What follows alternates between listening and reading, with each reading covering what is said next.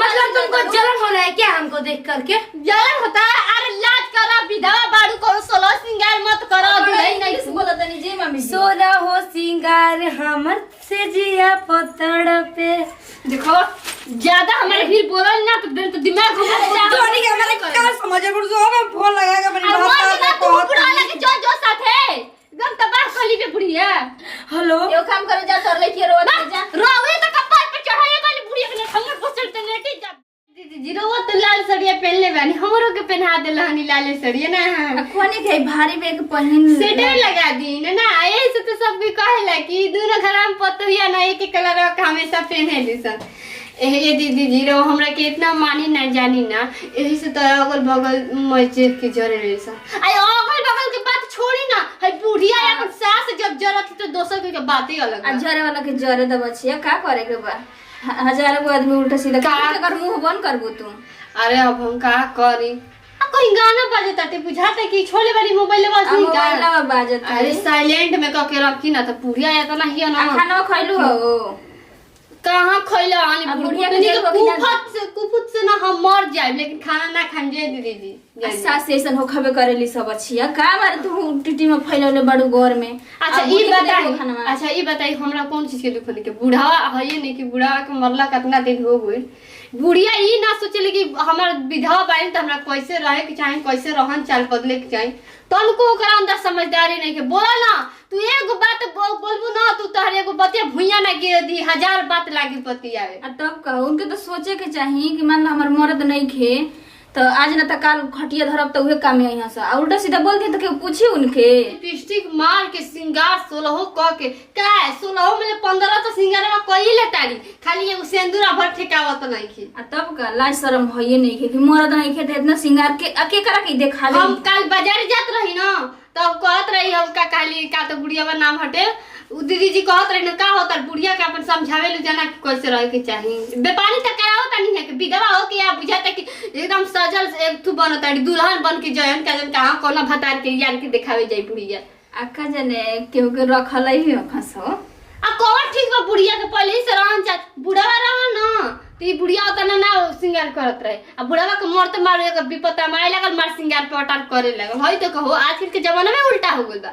अरे तो नया यार मिलल हो कि तो का करी हां का त नाम का कोई एकदम पगला गेल बनी दीदी जी रोबरे जाके कह दी अब हमारा से कहले ना कि छोटकी मरचाई या आज मरचाई ना बनम ओसे रहने चल बा बदल तब न तारा के ऐसन दिन आई ना तो हम खै को ना दे हम रोबरे कर जो करे के कुछ आ जाए तो बच्चे तू ना छोड़ के भाग जाइबू खाना ना बनेबू कुछ ना करबू लेकिन हम तो बड़ जेठ बानी तो हमके तो करे के पड़ी ना तू भाग के चल जाइबू हम कहां जाइब आज ना तो काल बुढ़ियों के सोचे के चाहिए हो आ कि जब मरद नहीं के विधवा बानी तो कुल करी धरिए चाहे बढ़िया से उन्हनी से बोली आ कि एक रोटी बना के दी से दिन रात हमारी हुए ना यहाँ से लेकिन इतना समझदारी बा बुढ़िया के आ जा मुँह वही गए हम वो छोड़ दे जब वो छोड़ दे ले बिया तो हम आते तोहर गोड़ हाथ दबावे आ चनी देखी छोटकी का करत किया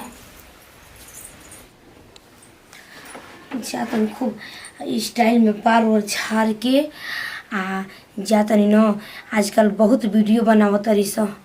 अरे का हो गई मर्द नहीं खेता मर्द के चिंता में बैठा रही हैं आजकल तो पैसे सब कुछ पैसा रही तो मर्दों पूछे ना तो केहू पूछे वाला नहीं खे जातनी हम मेकअप वेकअप क के बार और झाड़ के आ जातनी न वीडियो कॉलिंग में तनी देखा दी बुढ़ऊ ले बतिया ली बुढ़ऊ से आ ओकरी बाद वीडियो बना के रखम वीडियो बनाए उनकरों से वीडियो कॉलिंग में बतिएब उनकरों के देखाए अब का करी सुतल रहतनी तब पता ना के आके बोलता कि गाना गाव वीडियो कॉल कर हम मर्दे न हो एक मतलब हैं कहत रहे कि मेकअप कर लिया तो वीडियो कॉल करी ह अब का करी अचानक मर गई बेचारा उस समय पैसा के कमी रहे जब पैसा वाला भैनी तब मर्दे भगवान ले लिया न तब का करी अरे लगे नहीं खन एक वीडियो कॉलिंग क के उनकरा के दिखा दे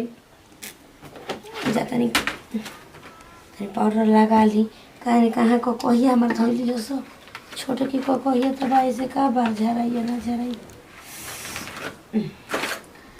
पतो दू जानी बाड़ी जा का कहियन जा का ना बोल के केहू तो करे बा कुछ बोल सके सब टेढ़ी मांग पा रही कि सोझी मांग पा रही? टेढ़ी मांग पा लेता नहीं, आराम से अपन वीडियो बना के आ रख, वीडियो बनत रही, उनके दिखावत रह। अरे मनवा कोरे बती वीडियो कॉलिंग राजा जी, बहुत बार झरता रहतन तो केस किंग लिए तो न तो लगई थी। नतनी के हमारी एथू हो गल बाटे। चलो सिंदूर, अरे कुल तो कल रही बानी का सिंदूर करिया ना करी, बिंदी लगल रही बानी जाता नहीं काय अब लगाई, अब कुछ ना लगे चलता नहीं। वो उनका कहून की जल्दी में फोन करी है, जब बुढ़ा वाले बतियाली ना तो आत्मा बेचारा के डहके लगी इन्हें उन्हें। हमारे उठा ला लिए पता फीदा हूँ चश्मा लगा ले तनी, देखिए तो कैसा लगा तनी।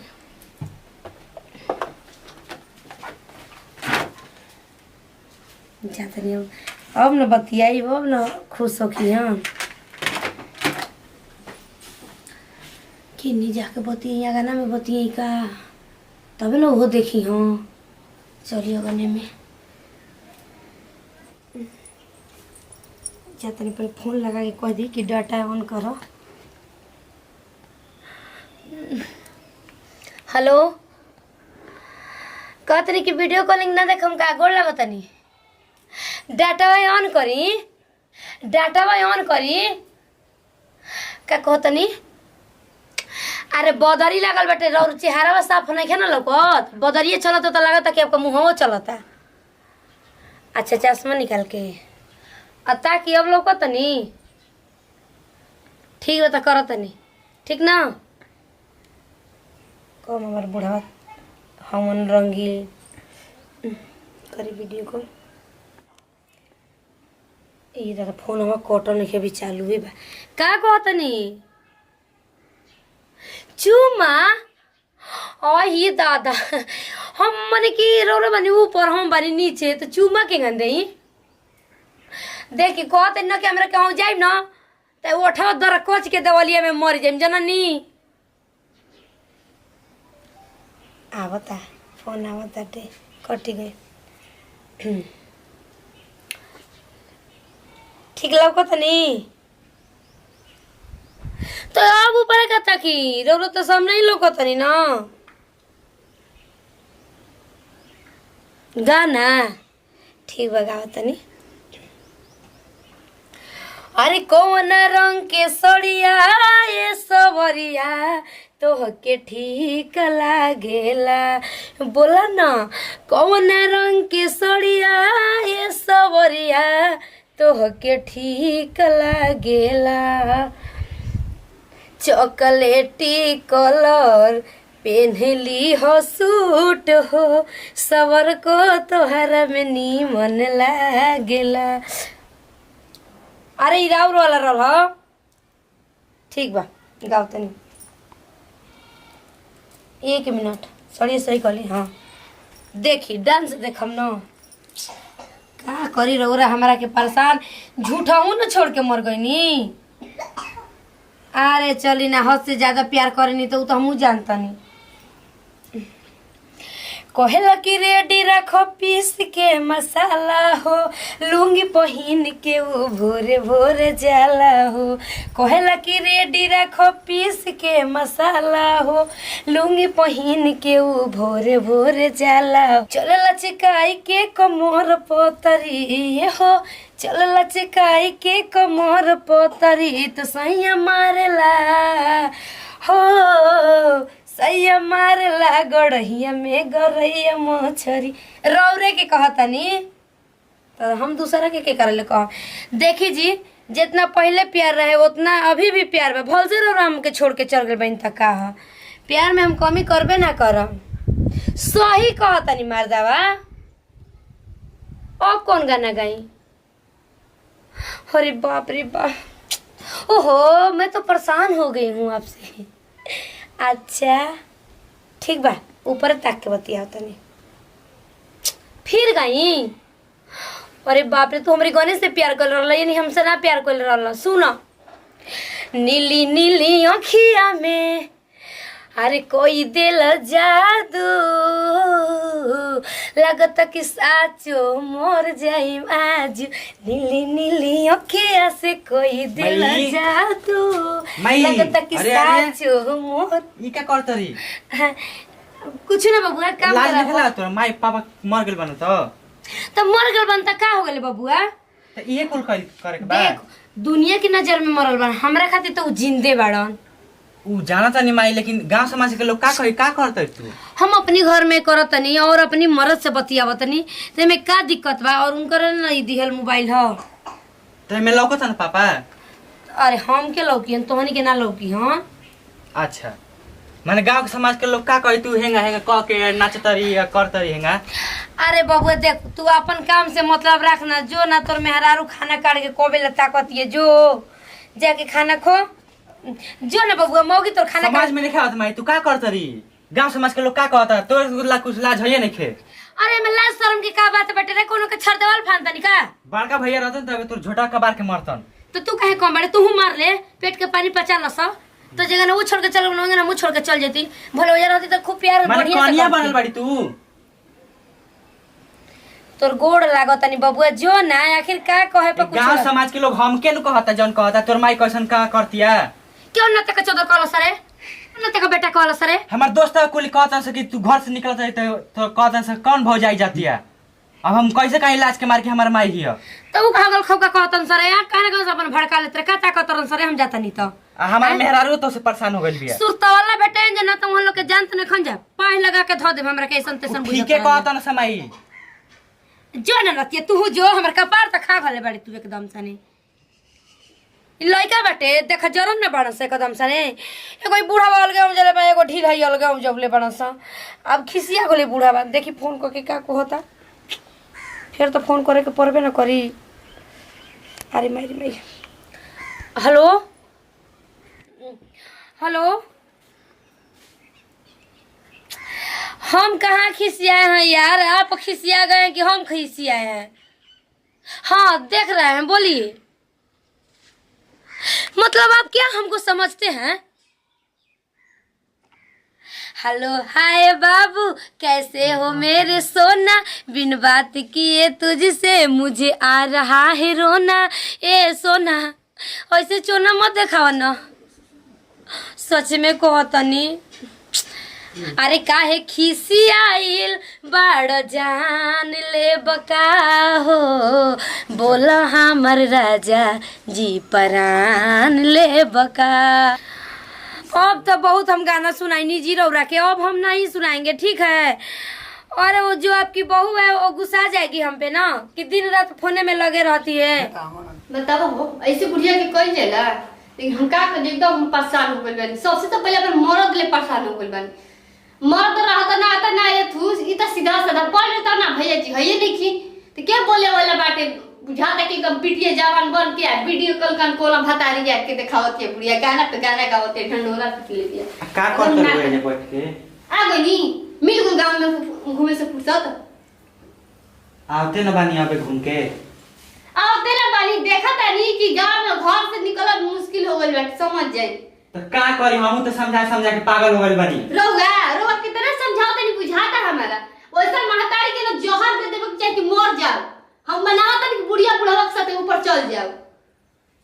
हमार तो बच्चे बचाई नहीं भाई, खा गइल बिया एकदम से, खा गइल भाई चबाज हन कहियो।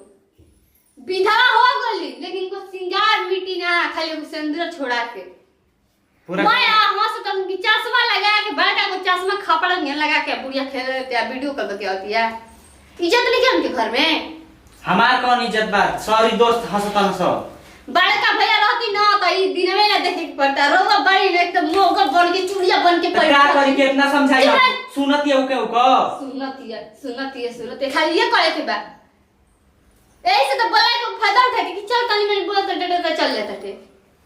अगर जान जी अगर दोबारा बुढ़िया के अगर हम ताना मारला क्योंकि सुन लिहरी बोली ना तो हमारा से खराब केहू ना होई। अब बुढ़िया का बोलती है साथ हम का कर सकी ना, अभी लोगों ने के पता। माने हम कितना समझाई तो सामने ना समझावत रहनी का करी, ओकरे दिमाग में कुछ हइए नहीं फेकाई का घोराइल बा ओकरे दिमाग एकदम बर्दाश्त से हमरा बाहर हो गइल बाटे। अब हम ई घर में का तो हम ही रहम ना तो ई बुढ़िए रही ना तो जीवित रहम हम ही ना तो ऊ रही। लेकिन हम अगर बुढ़िया ऐसे करी ना तो यही घर में ताला मार के ए में आग लगा के मर जाई बोल। तू ऐसा काहे बोलत रहो? काहे बोली एकदम जानता नहीं ना कि कतो ना ऐसे कर दी ना आ ताना मारल कतना तू होला।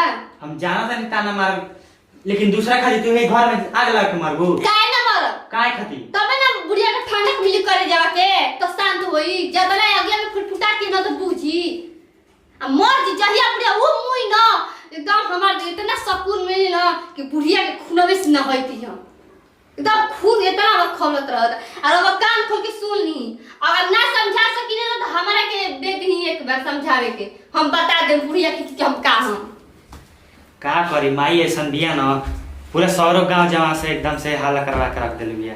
सब हंसता न सब हमार दोस्त एगो ई मेहरारू हमार बिया का कही हम कितनो समझाओ कुछ समझे नहीं आवत काहे कितना फैशन में रहती हमार माई हमार। केहू कहता कि बूढ़ बिया ऊ सब केहू कहता कि भौजी बन के घुमाती गाँव में।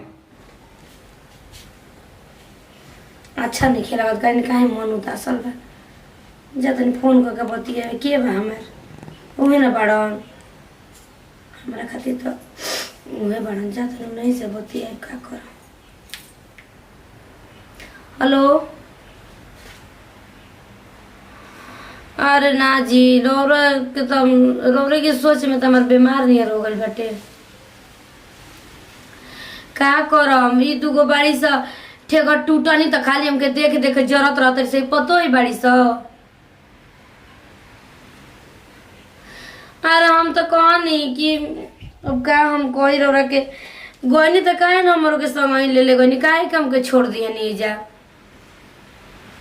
अरे वजह तो खूब अपन जैसन चाहिए चेंगन चाहिए होंगे ना आपके प्यार देती है जैसे हम का कर सके नहीं बताई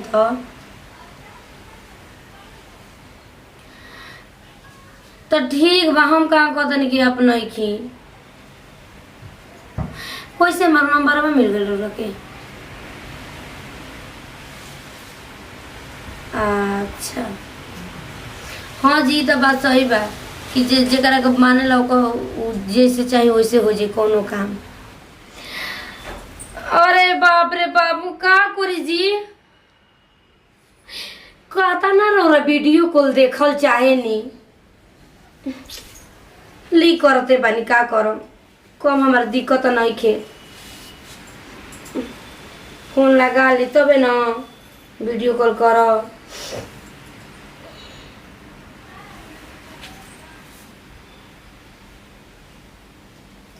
अब देखो ए पर खीस बड़ा लाइन करा के गरिया का मन करेला पहले कहलन कि फोन उठाओ अभी का नहीं फोन उठा में बीमारी हो गई डेढ़ खीस बड़े बा मोबाइल पटक के फोड़ दे मोल तार पियारे के भूत उतार दे 1 मिनट में। मम्मी जी मार है फोन आई क्या वीडियो कॉल दिखाई बन घर में काम नहीं थे ई का चुरनिया चचराती रे मैं चुराई निमन बात कहे प्रवाह ढेर फवाला दिन रात देखत रहता वीडियो कॉल तो मेकअप सिंगार पटार का जीरो के काम धंधा नहीं रवन है मेहरान का देख खेत में खटावत ऐसा ना हाय सर हां तुम्हारे पास कोई काम है कि नहीं है? हम तुम लोग का नौकर हैं कि काम करेंगे और हो लगा हमारे घर से तुम लोग पैदा की हो लड़की।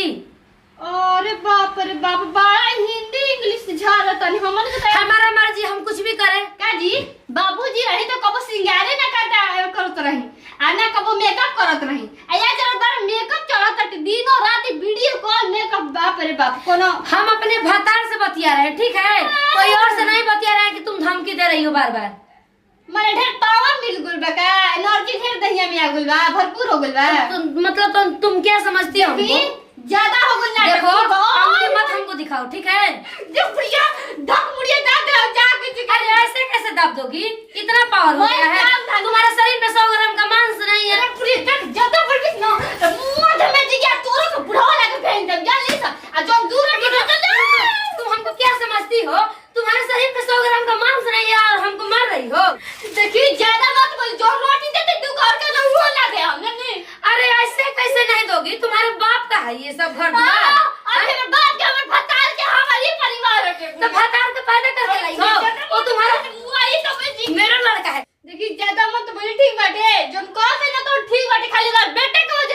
बानी नहीं तो हमार बस चल तो नहीं घरवा में कदम ना रख दे अब अरे बाप रे बाप। हां तो कहीं ठल बुढ़िया का बुड़ कुटनी के एगो भाई जे बुझाते कि का भाई लो मतलब तुमको जलन हो रहा है क्या हमको देख करके? जलन होता है। अरे लाज करा विधवा बाड़ू को सोलह सिंगार मत करो दुल्हन नहीं बोला तनी जी मम्मी जी। सोना हो सिंगार हमर से जिया पतड़ पे। देखो ज्यादा हमारे फिर बोलो ना तो दिमाग घुमा तोनी के हमारे का समझ में जो हमें फोन लगाएगा मेरी बात को बुढ़ा लगे जो जो साथे एकदम तबाह कली पे बुढ़िया। हेलो यो काम करे जा तोर लेके रो जा रोवे तो कपाल पे चढ़ाए वाली बुढ़िया के हमने पोस्टर ते नेटी जब दुकान क्यों कर ये बैठी हम कहत रहनी ना कमरे के ले चली संगई काहे ना हमके लेके गइनी। हई अंकिता बबिया पतर सीटू की अंगूरी देखा हमारे के मारतिया। हमारे के सोचा तरी से भौजी के बे मरद के बे देखे मार दे का जीरोरा हमके छोड़ देले बनी माने हम अकेले बनी। बताई बदरी लागल बा जननी बुनी पड़ता न तो रे के वीडियो कॉल में देखो इतनी साफ लौकी तेंगा ने का लौकी एंगा हमार खाली गलती लौकी। अरे अब रो के का कहे लगनी जी रख दी फोनवा अक्का जी सही तो कहतड़ी तनी मने उनके लेके बुखार खरफर लेके दवाई ना करावे के चाहिए आपके खाली एगो इंग्लिश हिंदी छाट दड़ी बैठ। अरे तू हूं तो ओकरा नहीं ना बाड़ू तू ओकरा ले कम थोड़ा नहीं खोए जे पॉलिसी मारे उतरू देखी उनकी लेकर छनछनाए लगावे एंगने दाबे मुंगावे लगब ना तो आपको पसीना छूट जाई ठीक ना। हमके दाब के तो और तुम पसीना निकालोगी। हाँ ऐसे कैसे मार दोगी? हम लताओ से फच देना दाब के हच देना मुआ देंगे तो क्या कर लोगी? अरे तू सही में लाते का देवता बाड़ूगा लात का देवता बात से कबो ना मानेला ठीक ना। अले लेकी के दवाई करावा बैठल बस एगो वीडियो बतियाव तड़ी आ इंग्लिश छाट तड़ी आके जल्दी लड़की के लेके जा दवाई के। ये थोड़ा सा देखने में सही लगती है पर वो जो पतरकी है ना इसको सिखा के बिगाड़ दे रही है। नहीं तो ये ठीक ठाक थोड़ा हमको मानती है कोई दिक्कत नहीं है। हमारा भातार है ना खाई अपना भातार के कमाई तो लजाई काहे का करी खाली ना हमके छोड़ के चल गए ना। हम इनके थोड़े ना छोड़ के गए रहते हम तो गए रहती तो संगे लेके गए रहती जाके अब ऊपर प्यार करता ना कर का करे के बा।